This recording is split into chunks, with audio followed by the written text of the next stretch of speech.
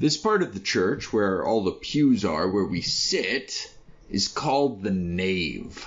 Now, nave comes from the same Latin word as navy, and it means ship. Obviously, we hope that the church isn't floating away, so why do we call this part of it the nave? Well, it comes from a couple of places. There's a couple of reasons why we refer to the church symbolically like a ship. There's a place where I believe St. Paul warns that some have wandered from the truth and made a shipwreck of their faith. There's 1 Timothy chapter 3 that has this beautiful image of baptism saving us, just like Noah's Ark saved God's faithful people in Genesis. But the place I want to focus on today is Mark chapter 4. Mark chapter 4, verses 35 to 41. I'm reading here from the New King James Version. On the same day, when evening had come, he said to them, "Let us cross over to the other side." Now when they had left the multitude, they took him along in the boats as he was. And other little boats were also with him. And a great windstorm arose, and the waves beat into the boat, so that it was already filling. But he was in the stern, asleep on a pillow, and they awoke him and said to him, "Teacher, do you not care that we are perishing?"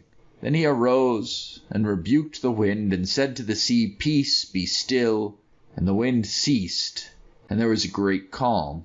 But he said to them, "Why are you so fearful? How is it that you have no faith?" And they feared exceedingly, and said to one another, "Who can this be, that even the wind and the sea obey him?" So the picture of the church is that it is a little boat, a little ship, lost on the sea. And the sea is, when we hear ship, we think, ships are big, safe cruise ship type things, and they basically never sink, except, for the Titanic and stuff. But the idea of a ship here is a ship or a boat that's lost on a stormy sea. And the ship is actually our only hope here. The sea is a very dangerous place to be, especially when there's a storm. But in the midst of this great storm, in the midst of all of this terror, in the midst of all of this chaos and confusion, Jesus is sleeping. Now we could take two messages from that. One would be the wrong one, that Jesus doesn't care. That's what the disciples think. They say, "Don't you care?" The other is to recognize that Jesus knows what's going on. Jesus knows the chaos that we face. Jesus knows the terror that the world has to offer, and he's not worried about it. He's not worried about it because he knows that all things work together for good for those who love him, who are called according to his purpose. He's not worried about it because he knows that he loves his people. He knows that the Father loves him, and that the Father has given him these people, and no one is going to snatch them out of the Father's hand. He knows that the circumstances of life are no cause to be terrified. He knows that the earth has nothing we should fear, and the storm will not overcome the boat. Now, this becomes a picture of the Christian church, and you see it in how churches are built.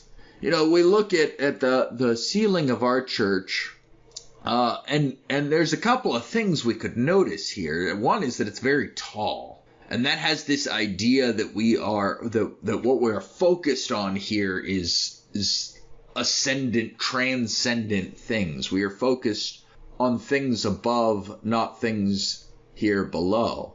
We are not worried about the storm because we know who is above the storm. But another thing I want us to notice, and our church actually does this better than a lot of churches. We've got this 70s style peaked A-frame type roof And a lot of times you lose that ship symbolism. More often when you see the ship symbolism, it's these, I don't know the proper architectural term, vaulted ceilings. But they've got more of a curved shape to them, and it looks like a ship if you're thinking about it. It's an upside down ship, but it's a ship. But ours retains some of that imagery too. You see this paneled wooden ceiling, and you see these ribs. I don't know if they're necessary structurally or not. It doesn't really matter. Regardless, they do sort of convey that imagery of being in a ship. And this is what we are. We are in the ship of God's church. We are on the ship of faith, and we recognize, like Noah, like Jesus, Jonah too, you have him sleeping in the boat, and that's a fun story, but if I get started on Jonah, I'll never stop. We recognize that whatever comes our way, whatever chaos happens, we are safe and secure in the ark of God's church. The only thing we have to worry about is swerving from the truth, is making a shipwreck of our faith. If our faith is in Christ, we need fear no storms, and nothing can harm us.